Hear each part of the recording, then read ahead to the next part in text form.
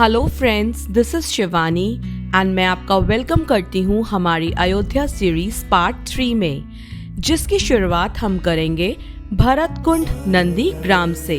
तो चलिए इस वीडियो को स्टार्ट करते हैं। नंदीग्राम भरतकुंड अयोध्या से लगभग 20 किलोमीटर की दूरी पर है। नंदीग्राम अयोध्या की एक ऐसी सिद्ध पावन तपस्थली है जहां भगवान श्री राम के छोटे भाई भरत जी ने 14 वर्ष तक तप किया था। यह तपस्थली भरत जी के त्याग की साक्षी है और कहते हैं अयोध्या के दर्शन बिना भरतकुंड नंदीग्राम जाए बिना पूरे नहीं होते। कहते हैं जब भरत जी को ज्ञात हुआ कि उनके कारण उनकी माता कैकेयी जी ने श्री रामचंद्र जी को 14 वर्ष का वनवास दे दिया, तब वो उनको मनाने चित्रकूट गए थे। लेकिन जब राम जी वापस नहीं आए तब इसी जगह बैठकर भरत जी ने 14 वर्ष तक तप किया था और साधु के रूप में अपना जीवन व्यतीत किया था। फ्रेंड्स, ये भरत गुफा है। यहाँ पर भरत जी ने 14 वर्ष तक भगवान श्री राम की चरण पादुका को सिंहासन पर रखकर और खुद कुश के आसन पर बैठकर तप किया था। गुफा में रहकर भरत जी यहीं से अयोध्या के राज का संचालन भी किया करते थे।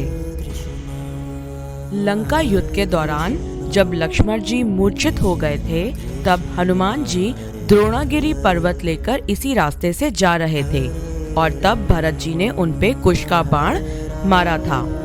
हनुमान जी जब नीचे गिर रहे थे तब इसी वट वृक्ष ने हनुमान जी को रोका था और वो राम राम करके नीचे आए। तब भरत जी को एहसास हुआ कि ये तो राम जी के भक्त हैं और उन्होंने उनसे पूरी युद्ध का हाल लिया। ये भरत जी और हनुमान जी का पहला मिलन था। हनुमान जी ने उन्हें बताया कि युद्ध अपने अंतिम चरणों में है और राम जी अयोध्या जल्दी वापस आएंगे। इस पर भरत जी ने कहा कि अगर 14 वर्ष से एक भी क्षण राम जी ने देर करी तो वह अपने प्राणों का त्याग कर देंगे। जब 14 वर्ष पूर्ण हुए और युद्ध समाप्त हुआ, तब प्रभु श्री राम, माता सीता और लक्ष्मण जी अयोध्या वापस आ रहे थे। रास्ते में सीता माता को गंगा जी की पूजा करनी थी। तब प्रभु श्री राम को लगा कि कहीं उन्हें अयोध्या पहुंचने में देर ना हो जाए और कहीं उनके प्रिय भाई भरत जी प्राणों का त्याग ना कर दें। तब उन्होंने हनुमान जी को वहां भेजा और हनुमान जी ब्राह्मण के रूप में भरत जी से मिलने आए और उनको गले लगाया और उनको बताया कि प्रभु श्री राम शीघ्र ही अयोध्या वापस आ रहे हैं। यह सुनकर भरत जी इतने प्रसन्न हुए कि उन्होंने इसी यज्ञशाला में यज्ञ किया और अपनी तपस्या को पूर्ण किया।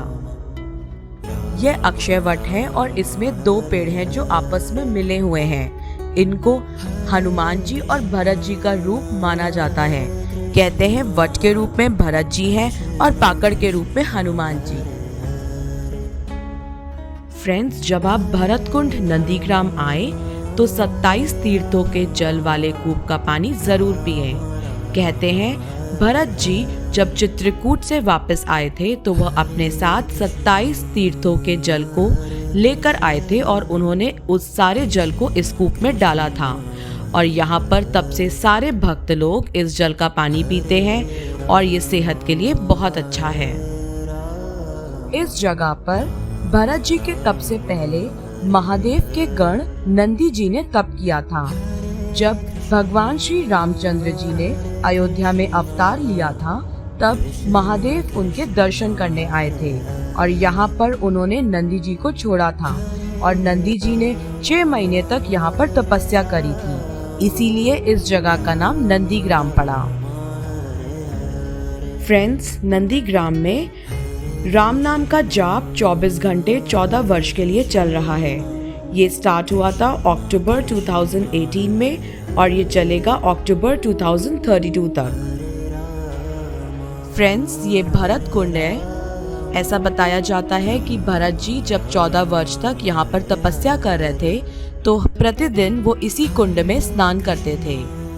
आज यहाँ पर लोग अपने पूर्वजों का पिंडदान भी करते हैं।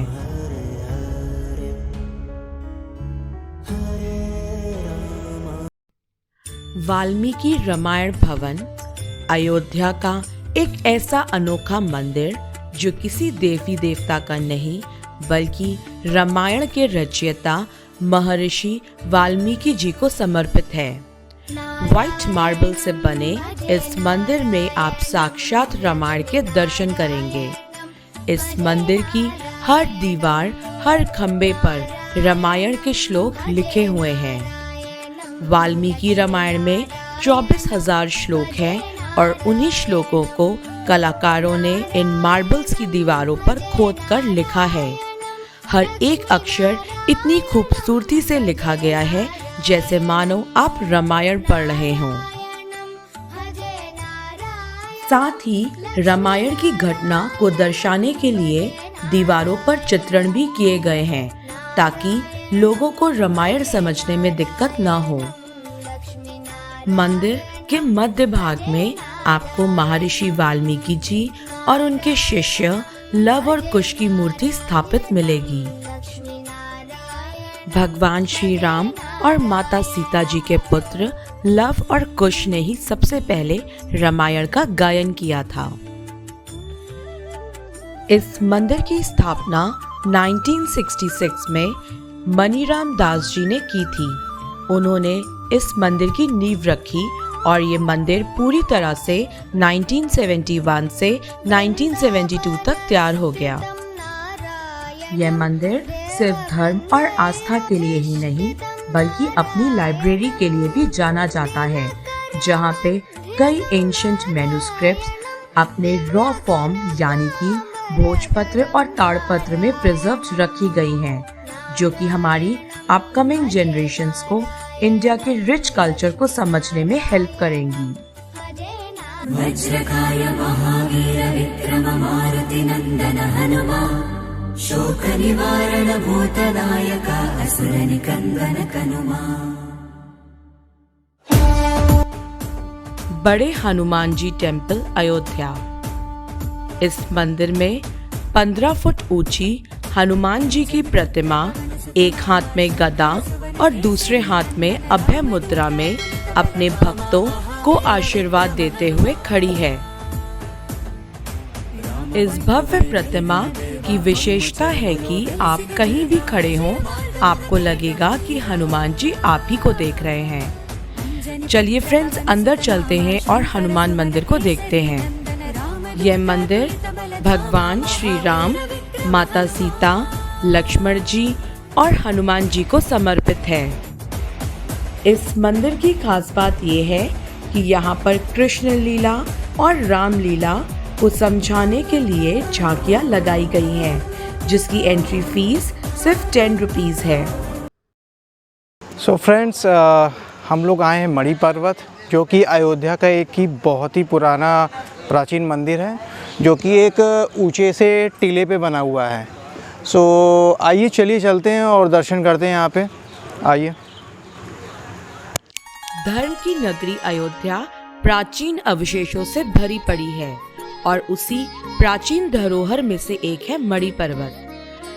कहा जाता है कि जब भगवान श्री राम और माता सीता का विवाह हुआ था, तब महाराज जनक ने महाराज दशरथ को उपहार स्वरूप मणियों की श्रृंखला भेंट की थी, जिसको राजा दशरथ ने विद्याकुंड के पास रखवा दिया था।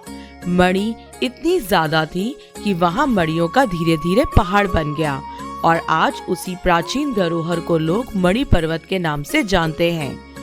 कहा जाता है कि भगवान राम और माता सीता सावन में यहाँ पर झूला झूलते थे और यही त्रेता युग की परंपरा आज कलयुग में भी चली आ रही है। हर सावन मास में यहाँ पर भगवान श्री राम और माता सीता को झूला झुलाया जाता है। दूसरी मान्यता के अनुसार जब हनुमान जी संजीवनी बूटी लेकर लंका जा रहे थे, तब भरत जी ने उन पे बाण चलाया था और जब हनुमान जी नीचे गिर रहे थे, तब संजीवनी पहाड़ का थोड़ा सा अंश एक जगह गिर गया था, जिसे आज लोग मणि पर्वत के नाम से जानते हैं। अयोध्या में स्थित सीता रसोई के बारे में बताया जाता है कि जब माता सीता पहली बार अयोध्या आई थी तब उन्होंने शगुन के रूप में अपने परिवार के लिए यहाँ पर खाना बनाया था। सीता रसोई में आपको भगवान राम, लक्ष्मण, भरत, शत्रुघ्न के साथ माता सीता, उर्मिला, मांडवी और सुकृति जी की मूर्ति मिलेगी और सीता रसोई अंडर रेनोवेशन है। राम जन्मभूमि से लगभग 1 किलोमीटर की दूरी पर स्थित है जानकी महल। जानकी महल एक ट्रस्ट के अंडर रन होता है और ये एक धर्मशाला है। धर्महरि चित्रगुप्त मंदिर के बारे में बताया जाता है कि भगवान चित्रगुप्त यमराज के सहायक हैं और मनुष्यों के अच्छे बुरे कर्मों का हिसाब रखते हैं। ये कायस्थ समाज के आराध्य देवता भी हैं। पौराणिक कथाओं के अनुसार स्वयं भगवान विष्णु ने इस मंदिर की स्थापना की थी और धर्मराज को दिए गए वरदान के फलस्वरूप ही धर्मराज के साथ इनका नाम जोड़कर इस मंदिर को श्री धर्महरि मंदिर का नाम दिया। इस मंदिर को लेकर मान्यता है कि विवाह के बाद जनकपुर से वापस आने पर श्री राम सीता जी ने सबसे पहले धर्महरि जी के ही दर्शन किए थे। साथ ही यहाँ ये भी माना जाता है कि अयोध्या आने वाले सभी तीर्थयात्रियों को श्री धर्महरि जी के दर्शन जरूर करने चाहिए, वरना उनकी तीर्थ यात्रा का उनको पुण्य फल प्राप्त नहीं होता। गुप्तार घाट एक ऐसा घाट जहाँ भगवान श्री राम ने सरयू पूजन करके जल समाधि ले ली और वैकुंठ की तरफ प्रस्थान किया। भगवान श्री राम यहीं से गुप्त हो गए थे, इसीलिए इस घाट का नाम गुप्तार घाट पड़ा। 19वीं सदी में राजा दर्शन सिंह द्वारा बनवाया गया मंदिर आज भी घाट पर मौजूद है और इसका नाम राज मंदिर है। यह जगह अयोध्या से 10 किलोमीटर दूर फैजाबाद एरिया में स्थित है। इस मंदिर में भगवान श्री राम, माता सीता और लक्ष्मण जी की मूर्ति विराजमान है और इन प्रतिमा में कोई भी अस्त्र शस्त्र नहीं है, क्योंकि समाधि लेने से पहले भगवान राम ने सारे अस्त्र शस्त्र का त्याग कर दिया था। यह मंदिर सरयू घाट पे काफी पीसफुल जगह पर है और पास में ही आपको कंपनी गार्डन, प्ले एरिया और गुमनामी बाबा की समाधि देखने को मिलेगी। गुमनामी बाबा, जिनको सुभाष चंद्र बोस भी कहा जाता था, उर्फ भगवान जी की समाधि उनकी 36वीं पुण्यतिथि के अवसर पर बनवाई गई थी। समाधि का निर्माण यहाँ के स्थानीय निवासी एवं गुमनामी बाबा के भक्त शक्ति सिंह ने करवाया था। यहाँ के लोगों का विश्वास है कि गुमनामी बाबा और भगवान जी सुभाष चंद्र बोस ही थे, जो अयोध्या के सिविल लाइंस के बस स्टेशन के पास राम भवन में छिपकर वर्षों से गुमनामी बाबा का जीवन बिता रहे थे, जिनका निधन 16 सितंबर 1985 को हुआ था। तो फ्रेंड्स, इसी के साथ हमारी अयोध्या सीरीज पार्ट 3 पूरी हुई। आशा करती हूँ आपको हमारी अयोध्या की तीनों सीरीज पसंद आई होंगी और अगर पसंद आई हो तो इनको अपने फ्रेंड्स एंड रिलेटिव्स में शेयर कीजिएगा और हमारे चैनल एक्सप्लोर एचएस व्लॉग्स को जरूर सब्सक्राइब कीजिएगा। मिलते हैं नेक्स्ट व्लॉग में। टिल देन अपना ध्यान रखिएगा।